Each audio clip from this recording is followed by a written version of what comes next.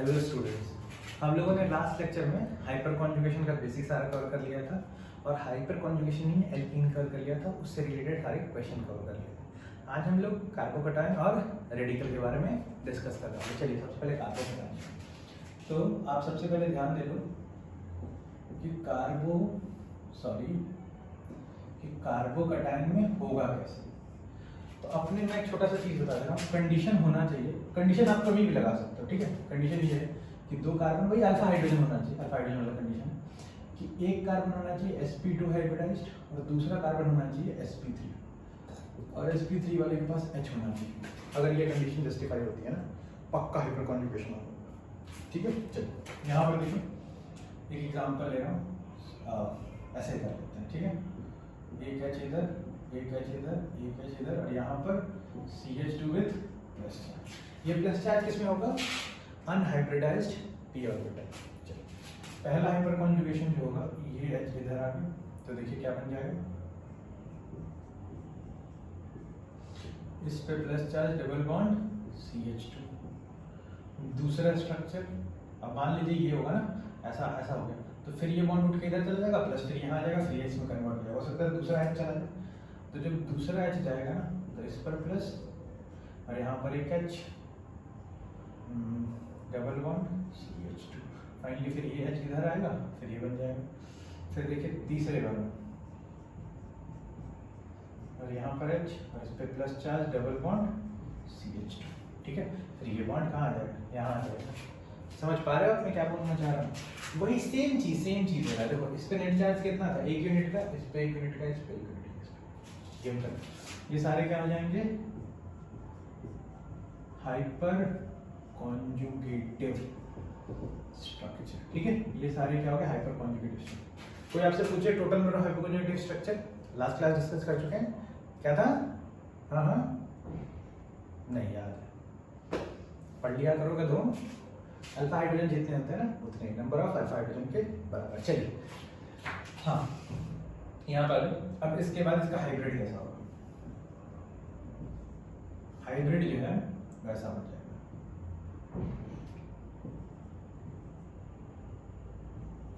ये देखो, ये बॉन्ड थोड़ा सा लंबा हो जाएगा और यहाँ पर CH2 और पार्शियल बॉन्ड क्रिएट हो जाएगा, delta plus delta plus delta plus delta plus, ठीक है।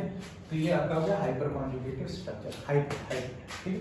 अब एक बात मेरे ध्यान से सुनिए, कार्बन सिर्फ कार्बन पे प्लस हो, पॉजिटिव होने का मतलब 6 इलेक्ट्रॉन, मतलब दुखी है, क्योंकि ऑक्टेट कंप्लीट नहीं है। और हम लोग जानते हैं दुख बांटने से घटता है। तो बताओ पॉजिटिव तो क्या हुआ? डिवाइड हो गया कि नहीं बहुत सारे आइटम्स में। तो इसका मतलब क्या हुआ? इस कार्बन का दुख कम हो गया और दुख बांटने से घटता है, तो ये स्टेबल हो जाएगा। तो याद समझ लो, फिर कार्बोकटायन की स्टेबिलिटी कैसे बढ़ेगी? अगर हाइपर कॉन्जुगेशन हुआ तो स्टेबिलिटी इंक्रीज कर जाएगी। बहुत बढ़िया, बहुत बढ़िया। चलिए यहाँ पर तो अगला अपने पास यही है कि ये वाला बॉन्ड जो होगा ना, ये वाला बॉन्ड छोटा आ जाएगा और साथ में हाइपर कॉन्जुगेशन के कारण स्टेबिलिटी बढ़ जाएगी। यही पूछा जाता है। तो हम लोग लिख सकते हैं, अच्छा स्टेबिलिटी से पहले मैं जरा इसका ऑर्बिटल डायग्राम बताऊं, ठीक है। यहाँ पे क्या होगा? सबसे पहले वो सारे इफेक्ट वही सेम चीज, रेजोनेंस ज्यादा स्ट्रांग होता है, इंडक्टिव वीक होता है, और यहाँ जो डीकम्पाइलेशन होता है, सिग्मा बॉन्ड वे अनहाइब्रिडाइज्ड p ऑर्बिटल में जाता है। आप बोल सकते हो यहाँ पर सिग्मा पाई, ऐसे बोल सकते हो कि सिग्मा से इलेक्ट्रॉन कहाँ जा रहा है? अनहाइब्रिडाइज्ड p ऑर्बिटल में। सिग्मा से अनहाइब्रिडाइज्ड p, डबल बॉन्ड में कहाँ जा रहा था? सिग्मा से पाई स्टार में जा रहा था। याद रखिएगा ये सब चीज। यहाँ पर एक वेकेंट q होता है, ऐसा होता है। अगर आप चाहो तो मैं यहाँ दिखा देता हूँ, ऐसा वेकेंट अनहाइब्रिडाइज्ड वाला, ठीक है। पर इसको यहाँ पे दिखाने की जरूरत नहीं है, ये आप लोग पहले से जानते हो, केमिकल बॉन्डिंग में सब पढ़ के आया है, ठीक है। तो ये स्ट्रक्चर हो गया सिग्मा पाई, समझ रहे हो? सिग्मा से इलेक्ट्रॉन कहाँ घुस रहा है? वेकेंट अनहाइब्रिडाइज्ड p ऑर्बिटल में। ये p अनहाइब्रिडाइज्ड है, सिग्मा टूट रहा है और ये कहाँ जा रहा है? यहाँ पे बॉन्ड बना रहा है। ये कार्बन के पास कैसा ऑर्बिटल है? अनहाइब्रिडाइज्ड, ठीक है। तो इसको जरा ध्यान रखिएगा। चलिए अब यहाँ पर ले लेते हैं स्टेबिलिटी। आप सही है, स्टेबिलिटी पे लेते हैं, स्टेबिलिटी ऑफ एल्कीन। एल्कीन मतलब को carbocation, cation directly proportional to कौन सा? Hyperconjugation. जितना ज्यादा हाइपर कॉन्जुगेशन होगा ना, मतलब जितना ज्यादा अल्फा H होगा उतना ज्यादा स्टेबिलिटी ऑफ कार्बोकटायन। बात समझ में आ रही है? चलिए अब देखिए यहाँ पे इसी पे क्वेश्चन करिए।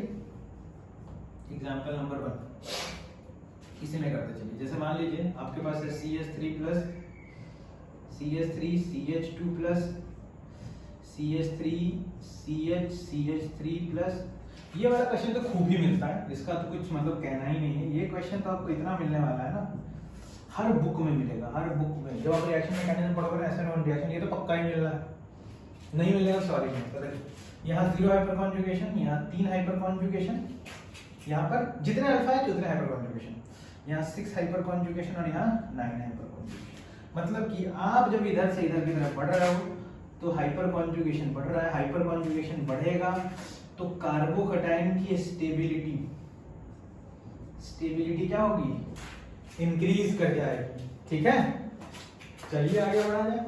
दूसरा नंबर एग्जाम्पल, चलिए 2 3 3 करके कंपेयर कर लेते हैं। बहुत आसानी से कंपेयर कर लोगे आप लोग, ऐसा कुछ बहुत डिफिकल्टी नहीं है इसमें। ठीक है, यहाँ पर देखिए, चलिए 3 में कर लेते हैं, 2 में क्या ही है। चलिए यहाँ पर इन सब में, इसमें 4 अल्फा एच मतलब 4 हाइपर कॉन्जुगेशन, इसमें एक ही होगा ना, यहाँ जो हाइड्रोजन होगा वो तो कर पाएगा, बाकी तो नहीं। तो 1 अल्फा 1 हाइपर कॉन्जुगेशन और यहाँ पर 4 3 7 हाइपर कॉन्जुगेशन। मतलब क्या हो जाएगा? CAB हो जाएगा कार्बोकैटायन की स्टेबिलिटी का ऑर्डर। चलिए थर्ड में क्या ले लें हम लोग? चलिए ऐसा एक कंपाउंड लेते हैं, यहाँ प्लस, ठीक है, उसके बाद यहाँ प्लस और उसके बाद बेचारा घूम के यहाँ प्लस। ठीक है, अब देख लो यार तीनों में, इसमें कितने हो जाएंगे? 3 हाइपर कॉन्जुगेशन, इसमें कितने हो जाएंगे? 7 हाइपर कॉन्जुगेशन, तो कितना है? 1 हाइपर कॉन्जुगेशन, तो BAC। ठीक है, स्टेबिलिटी ऑफ कार्बोकैटायन। बहुत बढ़िया। अच्छा, आप सोचोगे सर और कुछ नहीं होता है क्या? इंडक्टिव रेजोनेंस होता है सब। हम लोग इसके बाद जो टॉपिक कवर करेंगे ना, स्टेबिलिटी ऑफ इंटरमीडिएट, उसमें सारे इफेक्ट, अभी तो सिर्फ हाइपर कॉन्जुगेशन वाला क्वेश्चन देख रहे हैं, सारे इफेक्ट, रेजोनेंस भी लगेगा, हाइपर कॉन्जुगेशन भी लगेगा, ऑक्टेट भी कंप्लीट होगा, एरोमेटिक भी होगा, तो फिर देखेंगे यार इन सब में सबसे स्टेबल कौन होता है। ठीक है, तो उसके लिए आप टेंशन ना लीजिए। 4th, इसके बाद आप आ जाओ, ऐसा करिए, यहाँ पर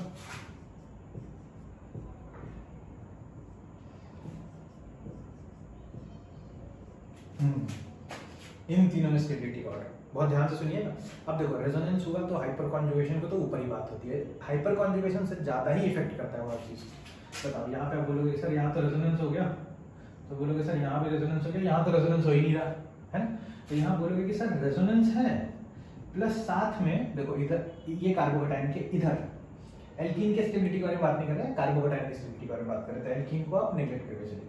बोलोगे सर इधर 2 हाइपर कॉन्जुगेशन, ठीक है, इसमें रेजोनेंस वही है सेम, जितना इसमें रेजोनेंस हो रहा है उतना इसमें हो रहा है, लेकिन यहाँ पर हाइपर कॉन्जुगेशन कितना है? 2 इधर 3 इधर 5 हाइपर कॉन्जुगेशन, और यहाँ पर तो कितने रहेंगे? 7 हाइपर कॉन्जुगेशन। अब ध्यान से देखिए, ये दोनों ज्यादा स्टेबल होगा इससे, ये कितना भी हाइपर कॉन्जुगेशन कर ले, लेकिन ये है तो रेजोनेंस में सामने में, तो रेजोनेंस और रेजोनेंस कॉमन हो गया, तो इन दोनों में डिसाइड कैसे करेंगे? रेजोनेंस कॉमन, तो इसका 5 हाइपर कॉन्जुगेशन, इसका 2 हाइपर कॉन्जुगेशन, तो B is more stable then A, और A और B तो ज्यादा ही स्टेबल होगा ना C से, ऑब्वियस बात है, क्योंकि यहाँ सिर्फ हाइपर कॉन्जुगेशन। समझ पाए? थोड़ा बहुत मैंने बस थोड़ा सा ऐड कर दिया, अदरवाइज अपने को जरूरत है नहीं इतना तो रेजोनेंस लगाने की, पर 1-2 क्वेश्चन के लिए कर दिए। चलिए इसके बाद यहाँ आ जाओ ना, इस वाले क्वेश्चन में भी तो देख लो यार, ऐसे क्वेश्चंस भी आते हैं। इन तीनों में स्टेबिलिटी का ऑर्डर यहाँ क्या हो जाएगा? 4 हाइपर कॉन्जुगेशन, यहाँ पर 5 हाइपर कॉन्जुगेशन और यहाँ 2 हाइपर कॉन्जुगेशन, बाकी आप समझदार। BAC स्टेबिलिटी ऑफ कार्बोकैटायन फटाफट लग जाएगा, है ना। चलिए उसके बाद 6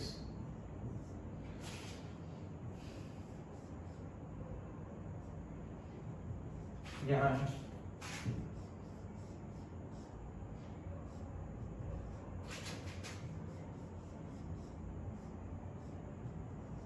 इन तीनों स्टेबिलिटी ऑफ कार्बोकैटायन, यहाँ देखो 2 तो 4 और 3 कितना हो जाएगा? 7 हाइपर कॉन्जुगेशन। इसमें एक हाइड्रोजन इधर, दो इधर, और देखो यहाँ पर तो 3 हो जाएंगे CH3, और यहाँ 2 हाइड्रोजन होगा और यहाँ 1 हाइड्रोजन होगा। कितना हो गया? 3 2 5 1 6 हाइड्रोजन कॉन्जुगेशन, और यहाँ पे आप देखोगे तो 5 हाइड्रोजन कॉन्जुगेशन। मतलब क्या है? ये ज़्यादा स्टेबल गेम खत्म। A B C देख लीजिए, चलिए एक और देख लीजिए छोटा सा।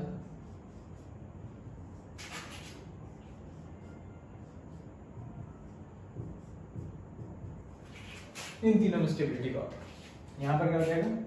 4 हाइपर कॉन्जुगेशन, यहाँ पर 2 2 4 2 6 हाइपर कॉन्जुगेशन, और यहाँ पर 9 हाइपर कॉन्जुगेशन। मतलब साफ ही C is more stable than B and B is more stable than C. So answer is A B C. देखो बहुत आसान है, अगर सच में बोलूँ तो आप तमीज से चलो तो बहुत आसान है। ठीक है, तो ये कार्बोडायनामिक स्टेबिलिटी का ऑर्डर। ठीक है, बाकी हम लोगों ने डिस्कस कर लिया। अब यहाँ आ जाइए, मेरा डस्टर कहाँ आ जाए, नेक्स्ट देख लीजिए आप लोग। आगे बढ़ते हैं।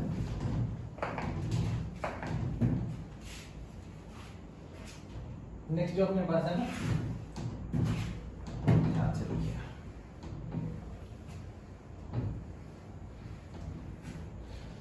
मैं कुछ अलग से क्वेश्चन बता रहा हूँ। ठीक है, आप ध्यान दीजिए। जैसे मान लो ये 8th नंबर क्वेश्चन, इसमें खूब डाउट रहता है। मान लो यहाँ पर CH3 CH2 प्लस चार्ज है, ठीक है, और यहाँ पर होगा CD3 और CH2 प्लस चार्ज, और यहाँ पर CT3 और CH2 विथ प्लस चार्ज। अब बोलेगा स्टेबिलिटी का ऑर्डर होता, बोलोगे अरे भाई मेरे हाइपर कंजुगेशन तो सब जगह सेम है ना, देख के लगता है 3 अल्फा हाइड्रोजन, ये कार्बन का आइसोटोप है ना, ट्रिटियम ट्रिटियम, तो ये तो सेम हो गया। लेकिन देखिए असल में सेम नहीं होता है। मैं बता दूं कि देखो ध्यान से सुनना मेरी बात, CH और CT में मैं कंपेयर कर रहा हूँ, CH और CT, बहुत ध्यान से सुनिएगा। देखो H बहुत आसान बहुत हल्का होता है ना, सबसे हल्का H होता है, फिर ड्यूटेरियम और ट्रिटियम सबसे भारी होता है हाइड्रोजन के आइसोटोप्स। आइसोटोप्स को बोलते हैं याद है कुछ?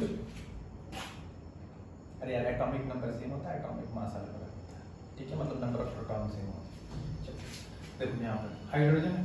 अब हाइड्रोजन क्योंकि बहुत हल्का है, इन तीनों में रिलेटिव वेट के अकॉर्डिंग बात कर रहा हूँ, तो हल्का है तो क्या होगा, हाइड्रोजन अब कहीं भी आपका हाइड्रोजन हो किसी बॉन्ड से लगा होगा, सिग्मा बॉन्ड से, क्योंकि पाई बनाता नहीं, सिग्मा से लगा होगा और हल्का है, तो माहौल में जो हीट है ना अवेलेबल, या फिर आप जिस जहाँ पे भी हो 25 डिग्री 26 डिग्री टेम्परेचर, आपको लग रहा है टेम्परेचर ज़्यादा नहीं है, लेकिन मॉलिक्यूल में उसी टेम्परेचर में वाइब्रेशन हो रहा होता है। मॉलिक्यूल में हर बार वाइब्रेशन होता है, टेम्परेचर कम करोगे वाइब्रेशन कम होगा, टेम्परेचर बढ़ाओगे वाइब्रेशन बढ़ जाएगा। तो हाइड्रोजन में वाइब्रेशन होता है और हाइड्रोजन ऐसे ऐसे ऑसिलेट करता है। हम लोग दो हर टाइप का ऑसिलेशन होता है, हम लोग बस ऐसा ये इस डायरेक्शन और इस डायरेक्शन का ऑसिलेशन देख रहा है। तो क्या होगा, क्योंकि ये बहुत हल्का है, ये बहुत तेजी से ऑसिलेट करेगा। कैसे? ये एक बार ऊपर की तरफ जाएगा, फिर कहाँ होगा, फिर बीच में आएगा, और फिर अगली बार नीचे की तरफ जाएगा, और ऐसे ऐसे ऑसिलेशन करता रहेगा, है कि नहीं?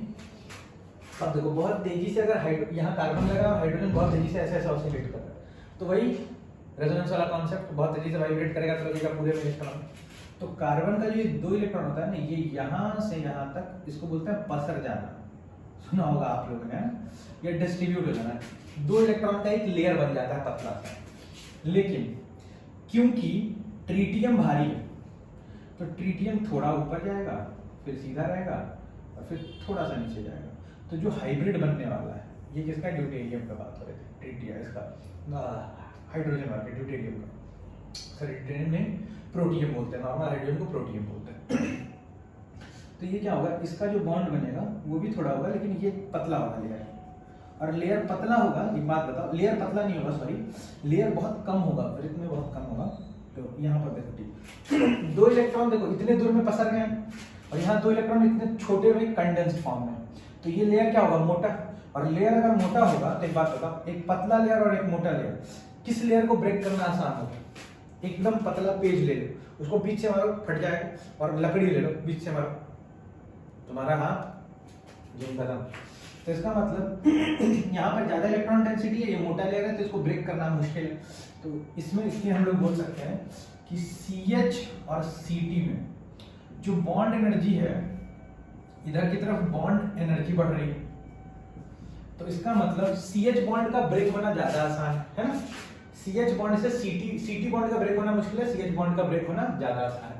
तो CH बॉन्ड का ब्रेक होना ज्यादा आसान है, तो ध्यान से सोचिए जरा, ये बॉन्ड जल्दी ब्रेक होकर जल्दी इलेक्ट्रॉन देगा, और T जो है वो रिलेटिवली लेट से ब्रेक होगा इलेक्ट्रॉन देगा, क्योंकि ये बॉन्ड स्ट्रांग है। तो अगर ये जल्दी जल्दी इलेक्ट्रॉन देगा तो पॉजिटिव चार्ज जल्दी जल्दी डिलोकलाइज होगा, तो ये ज्यादा स्टेबल होगा, ये उससे कम और ये सबसे कम, तो स्टेबिलिटी का ऑर्डर हो जाता है ये, ठीक है।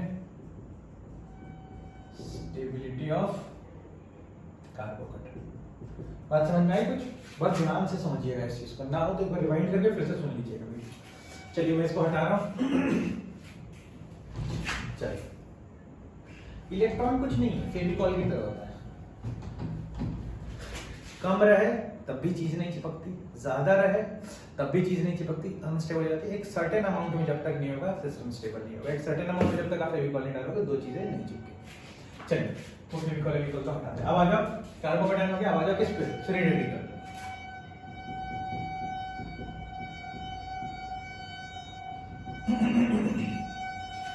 फ्री रेडिकल में क्या होता है? कुछ नहीं होता है, बस फ्री रेडिकल तो एकदम आसान सा सिस्टम है, कार्बोकैटायन का भाई है, ठीक है, यहाँ एक इलेक्ट्रॉन। अब इस कार्बन के पास एक इलेक्ट्रॉन है, तो यार तुमको बताइए अगर किसी के पास एक इलेक्ट्रॉन है तो यहाँ से एक इलेक्ट्रॉन इधर आएगा और एक इलेक्ट्रॉन ऊपर चला जाएगा, दोनों इलेक्ट्रॉन इधर ले आएंगे, तो समझ रहे हो कार्बन के पास पहले से क्या है, तो ये क्या बनाएगा, देखो स्ट्रक्चर ऐसा हो जाएगा कुछ, सॉरी, डबल बॉन्ड CH2 है ना। अगली बार ये हाइड्रोजन ये काम करेगा, तो इस पे डॉट, और उसके बाद ये हाइड्रोजन वही काम करेगा। क्या बोलते हो? बहुत ध्यान से देखोगे तो यार सब कुछ सेम ही होता है, बस आपको वो सिस्टम समझना है। फिर वही पे हाइपर कॉन्जुगेटिव स्ट्रक्चर कितने बन जाएंगे? 3। वो लोग ऐसा इसको काउंट नहीं करते हैं क्या? देखो फिर वही सिस्टम है, कुछ टीचर बोलते हैं, मैं नाम नहीं लूंगा, या फिर टीचर बोलते हैं, या फिर बहुत सारी बुक है उसमें बोलते हैं टोटल काउंट करो, जितने अल्फा हाइड्रोजन है +1, ठीक है। तो कुछ टीचर उसको फॉलो कर लेते हैं, और कुछ है जो मटेरियल है, मटेरियल आप बात करो मतलब कोटा के मटेरियल में जनरली क्या होता है कि जितने अल्फा हाइड्रोजन है ना उतने ही हाइपर कॉन्जुगेटिव स्ट्रक्चर को मान के चलते हैं, ठीक है। और मटेरियल अच्छा है, रैंक आता है वहां से पढ़ने से, तो ओके सब आता है, हम लोग को फॉलो करना चाहिए ना। तो जनरली जो टेंडेंसी रहती है वो ये रहती है कि आप अल्फा हाइड्रोजन देख लो जितने हैं उतना हाइपर कॉन्जुगेटिव स्ट्रक्चर, ठीक है। चलिए यहाँ पर इसके बाद फिर वही देखो ना, हाइब्रिड। हाइब्रिड क्या बनेगा? देखो यहाँ पर बॉन्ड टूटा था तो H, ये भी बॉन्ड टूटा था H, ये भी बॉन्ड टूटा है H, उसके बाद यहाँ पर CH2 और पार्शियल बॉन्ड, यहाँ डेल्टा डॉट, इसको आप ऐसे बता लीजिए, delta dot delta dot delta dot delta, ठीक है ना। देखो पॉजिटिव होता है तो डेल्टा प्लस, नेगेटिव होता है डेल्टा माइनस, तो अगर डॉट है तो डेल्टा डॉट, बस बात खत्म है ना। तो ये क्या हो गया आपका फिर वही बात, कार्बोकैटायन 6 इलेक्ट्रॉन होते हैं, रेडिकल में 7 इलेक्ट्रॉन के, कार्बन फ्री रेडिकल में 7 इलेक्ट्रॉन होते हैं, मतलब इलेक्ट्रॉन डेफिशिएंट है। अब इलेक्ट्रॉन डेफिशिएंट है, उसको 8 चाहिए, 8 तो है नहीं उसके पास। तो एक बात सोचो ना जरा कि कोई अगर तकलीफ में, जैसे ये कार्बन रेडिकल होने के कारण तकलीफ में, रेडिकल हाईली अनस्टेबल होता है, न्यूट्रल होता है पर हाईली अनस्टेबल होता है, ठीक है।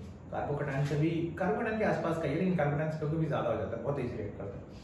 अब होगा क्या, यहाँ पे 7 है इसके पास, अब बेचारा परा जा रहा है 8 करने के लिए। अब देखो इसके पास दुख है, और वो दुख 3 हाइड्रोजन मिलके इसके साथ बांट रहे हैं, और ये हाइड्रोजन कौन सा जो हाइपर कॉन्जुगेशन कर सकता है। इसका मतलब जितना ज्यादा हाइपर कॉन्जुगेशन होगा उतना ज्यादा क्या होगा, स्टेबिलिटी ऑफ फ्री रेडिकल। मतलब आप सीधा ले लो ना, जितना ज्यादा हाइपर कॉन्जुगेशन उतना ज्यादा स्टेबिलिटी ऑफ एल्कीन, उतना ज्यादा स्टेबिलिटी ऑफ कार्बोकैटायन, उतना ज्यादा स्टेबिलिटी ऑफ फ्री रेडिकल, ठीक। तो मतलब कि हम लोग क्या करते हैं, हम लोग 2-3 क्वेश्चन देख लेते हैं इसी पर। वैसे तो सिंपल आपके पास जो क्वेश्चन थे ना पहले से, आप उनको भी लगा दोगे तो आ जाएंगे आंसर। कार्बोकैटायन में पॉजिटिव हटाओ सीधा लिख दो।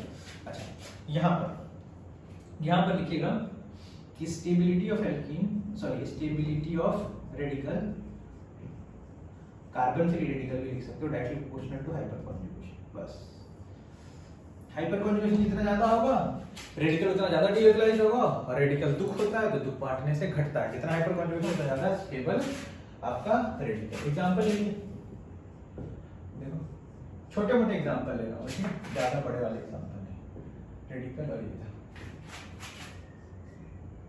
ठीक है। अब देखो यहाँ पर 4 हाइपर कॉन्जुगेशन, यहाँ 3 हाइपर कॉन्जुगेशन और यहाँ पे 7 हाइपर कॉन्जुगेशन। इसका मतलब C A B, sorry C A B, ये हुआ ना सी ए बी, बहुत बड़ी स्टेबिलिटी ऑफ फ्री रेडिकल का ये ऑर्डर हो जाएगा। देखिए इसके बाद लगा दो यार, ये है डॉट,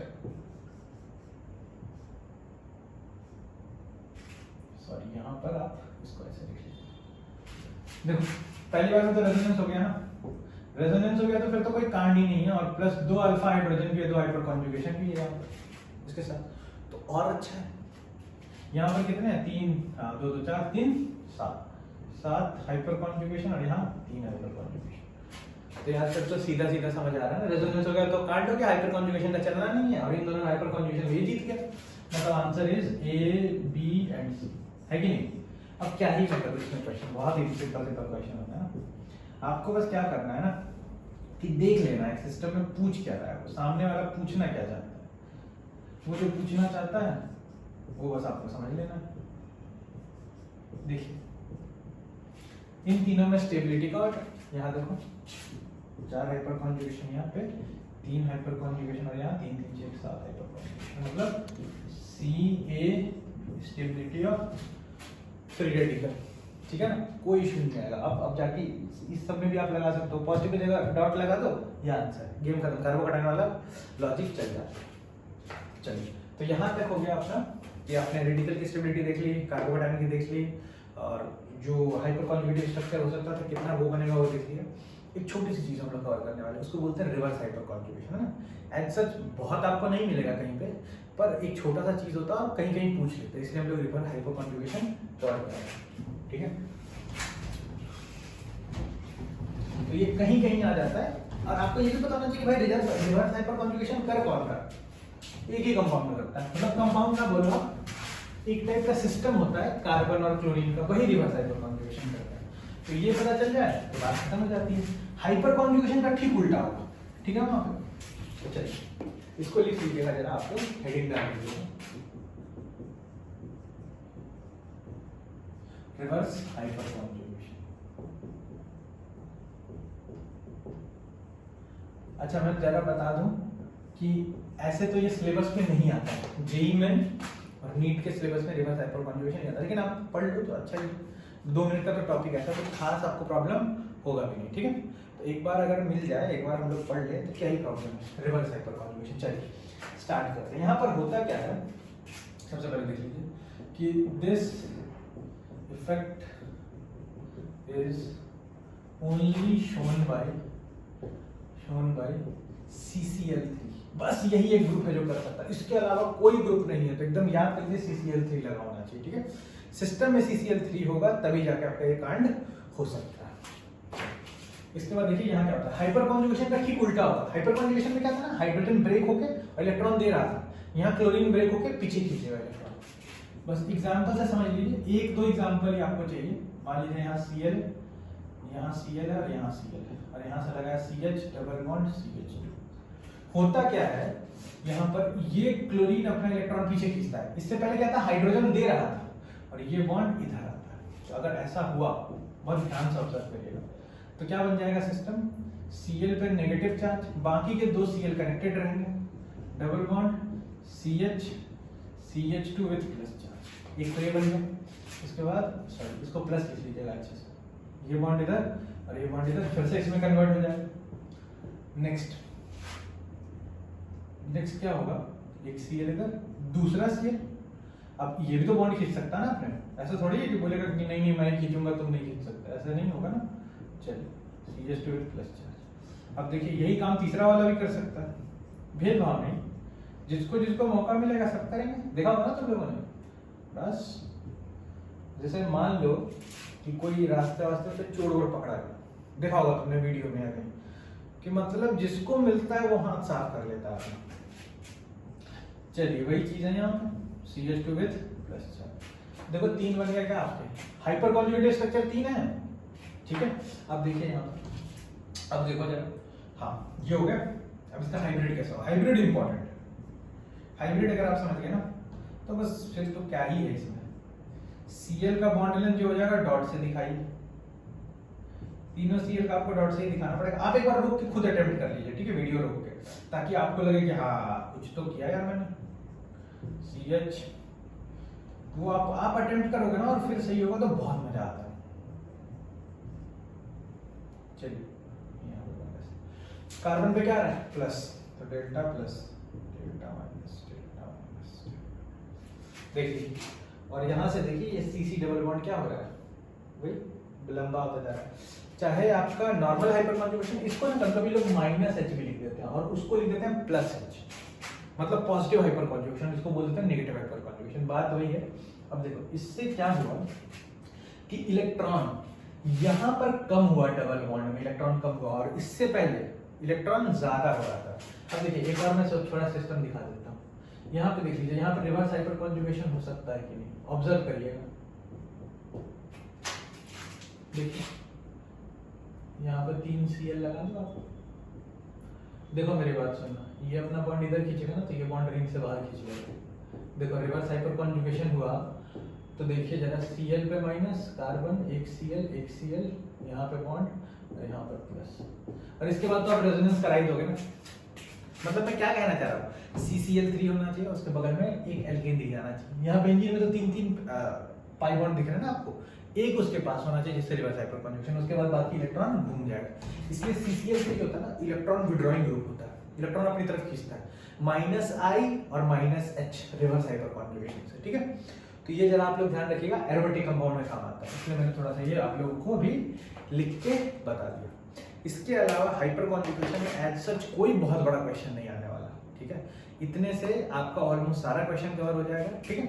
और आपको बस क्या करना है, अच्छे से लेक्चर देखना है, रिवाइज करना है। 2 पार्ट में हम लोगों ने हाइपर कॉन्जुगेशन खत्म किया और बहुत आराम से, बहुत स्मूथली सब कुछ हो जाएगा।